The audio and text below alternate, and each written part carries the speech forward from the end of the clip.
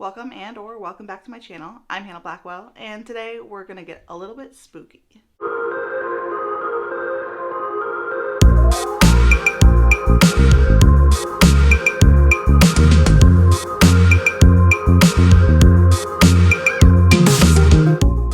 So it is that time of year. The spooky season is upon us. What is it, like 2 days until October 1st? And I am ready for all of the spooky books. I also like to see recommendations from all of the booktubers that I follow on books that I should be reading this spooky season. And I wanted to offer up some recommendations for you guys as well. Some books that I've read that I thought were really great for spooky season. Some horrors, some thrillers, some just kind of atmospheric spooky reads. I don't have any extreme horror on this list. I don't read extreme horror, and I actually really don't read a lot of horror. I read some, and I'm delving into that genre a bit more, but I'm not an expert in the genre whatsoever. So these books are just some of the books that I have read that I thought were the best spooky books that I have read so far.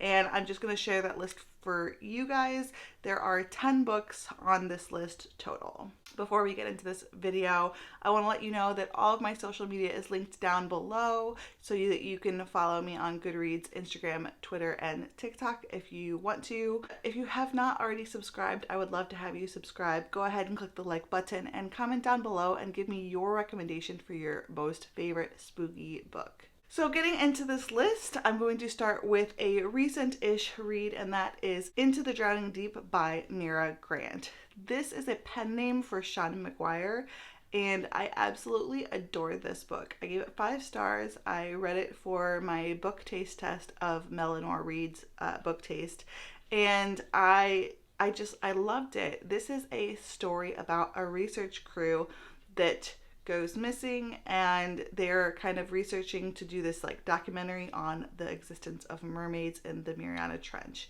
Then years later, the same company sends another crew, and this follows that crew into the Mariana Trench while they try to prove the existence of mermaids.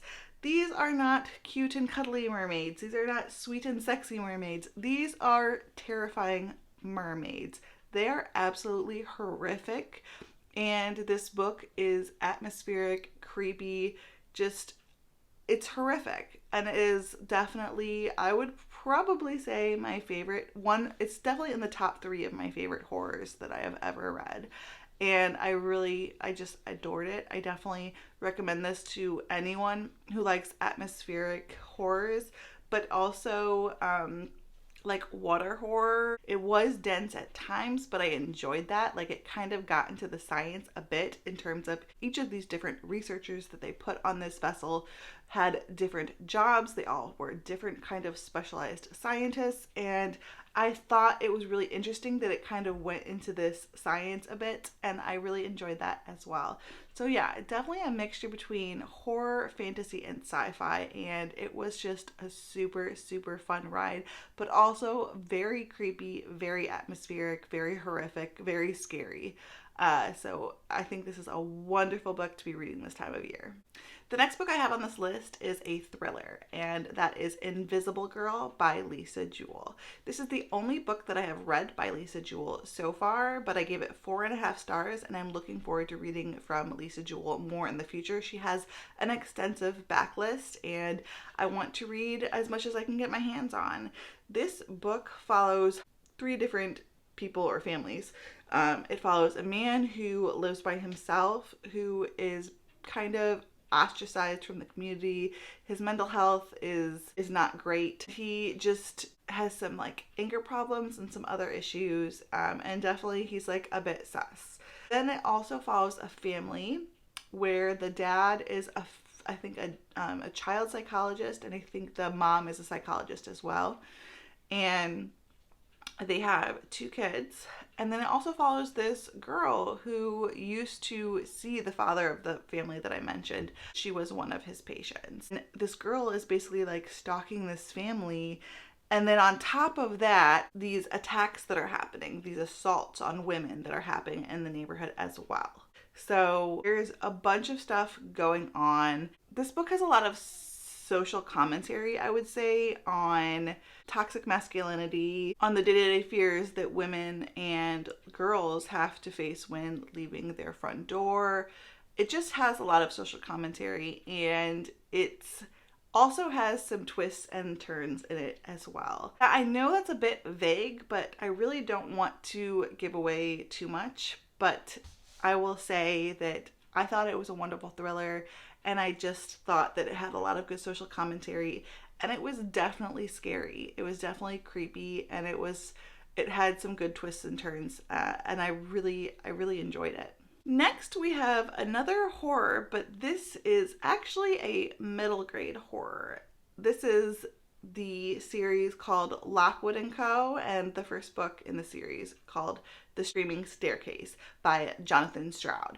This book didn't feel quite like a middle grade. It definitely felt like an older middle grade or a younger young adult book. And it was extremely scary. It was very atmospheric, like super atmospheric. And I must say, I totally recommend listening to the audiobook for this. This is like a haunted house story. And in this world, we're in like modern day London, but ghosts exist and adults can't see them. Only kids can see them.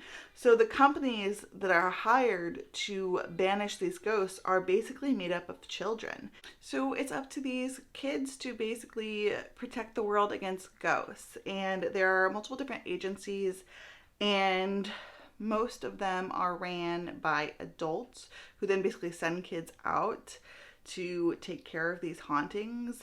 But Lockwood & Co. is not. It's not owned by an adult. It's owned by Lockwood, who is like a preteen, and he has basically one other partner, and then he hires on Lucy, who is really talented at seeing ghosts, and together they end up trying to solve this new mystery, and they're also trying to save the company at the same time because the company is at risk of failing. The characters are really good. The atmosphere is really spooky. I felt like cold while I watched this. They talk a lot about like ghosts bringing down the temperatures, and there's also like multiple mysteries. Like there's like a smaller mystery and then like a bigger overarching mystery, and this book was scary. Like I'm like in the actual level of horror and level of fear that I felt. I was so surprised that this is a middle grade because I was terrified. At one point I was like terrified. And I just thought that it was really good. Yeah, like I totally recommend it, even though it's a middle grade, even if you're not usually a middle grade reader. I just thought it was really great. The next book I have on this list is The Southern Book Club's Guide to Slaying Vampires by Grady Hendrix. This book is set in the 90s in South Carolina, and it follows a group of moms who join a book club, but that book club isn't really going the way they like.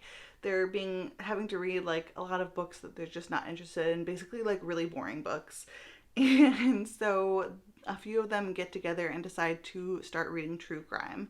And they get together and they just become good friends, and basically someone really creepy moves in down the road, and it's a vampire. And it's this group of moms trying to deal with how to protect their children. This book deals with a lot of horrific things. Check trigger warnings, because the things that this vampire is doing are kind of reflected back in our society.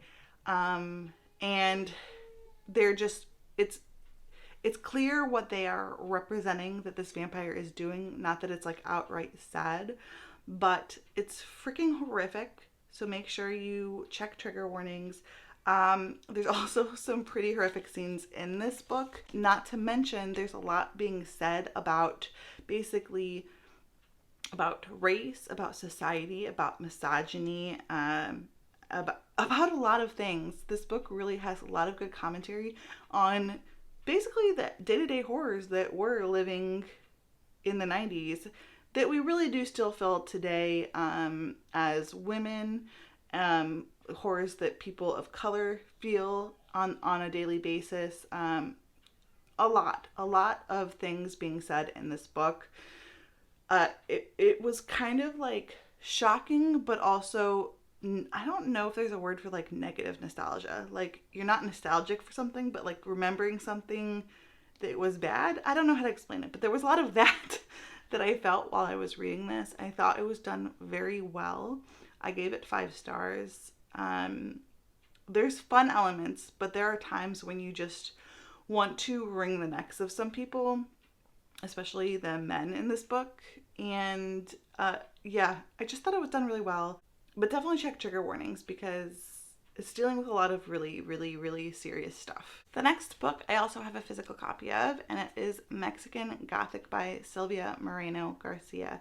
This is another horror that has some important commentary in it, but this book is actually set in the 50s, and it's set in Mexico, and it's a Gothic horror that apparently, I guess, is kind of like inspired by like Rebecca. This is about a girl, Naomi, who her dad gets a letter from her cousin saying that she's married this man and she is moved into this big Gothic like mansion. Basically, she's saying that her husband is poisoning her. She needs help. Naomi's father sends her to go check on her cousin. And when she gets there, her cousin's like, oh, I'm just sick, basically. And so things are clearly unsettling. Things are clearly not right in this house. It is basically controlled by a patriarchy, and the head of the family is Naomi's cousin's husband's dad. And he is creepy and controlling. And yeah, this book is extremely unsettling. It's got the Gothic vibes. It's just really creepy. It's kind of gross. It's just yuck.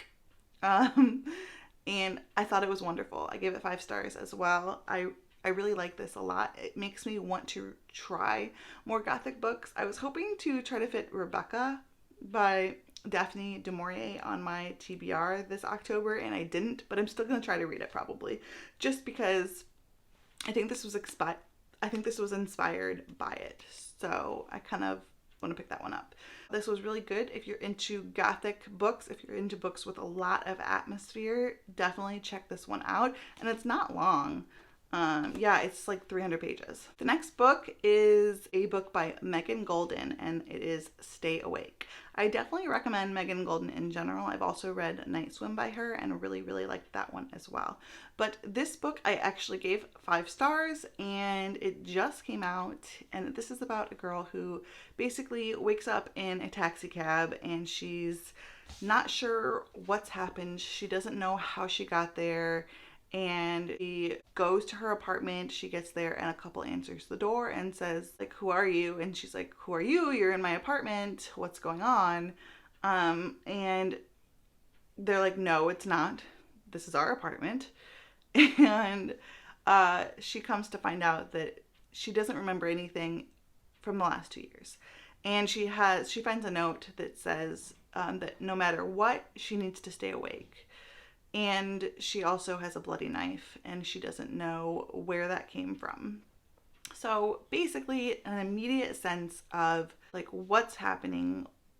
Did I do something? She's worried she may have murdered someone. She's thinking she might need to be on the run. She's also being told not to trust anyone, that and then also she can't sleep. She's being told that it's unsafe to sleep. So I love this trope, this amnesia trope, and I really liked the way this book was done. I thought it was very believable. I thought it was really fast paced.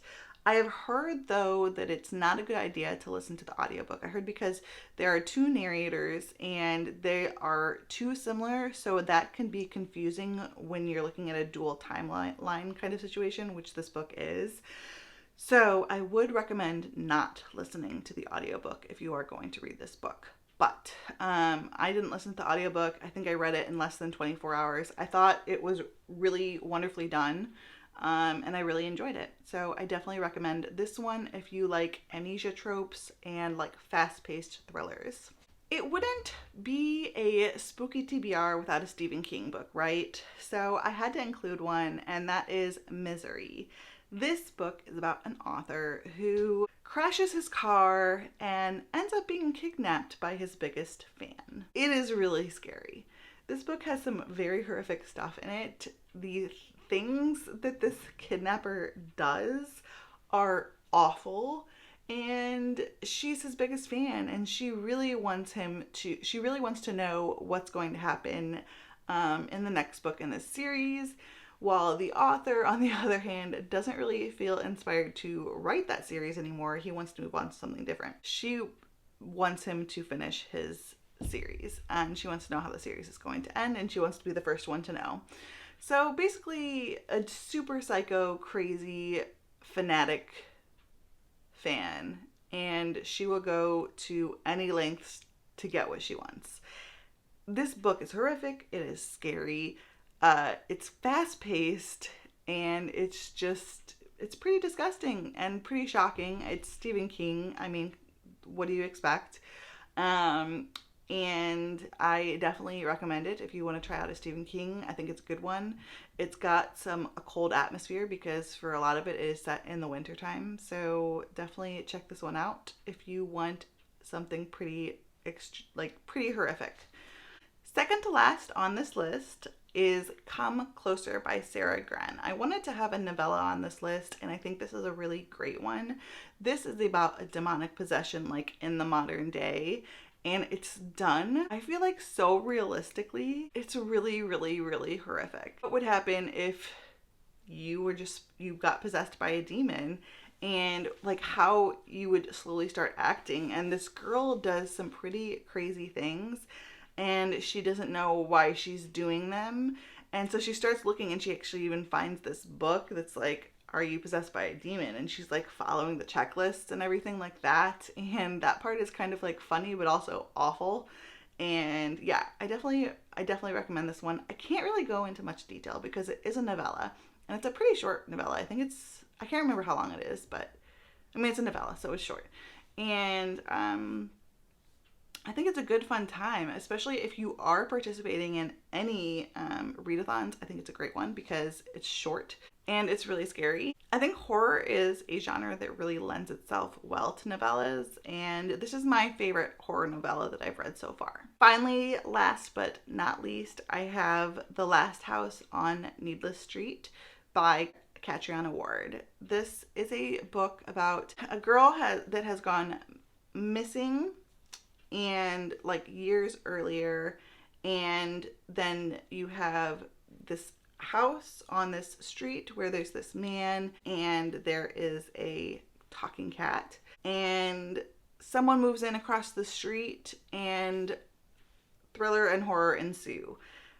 That's all I can say. This is not the kind of book you really want to know a lot going in.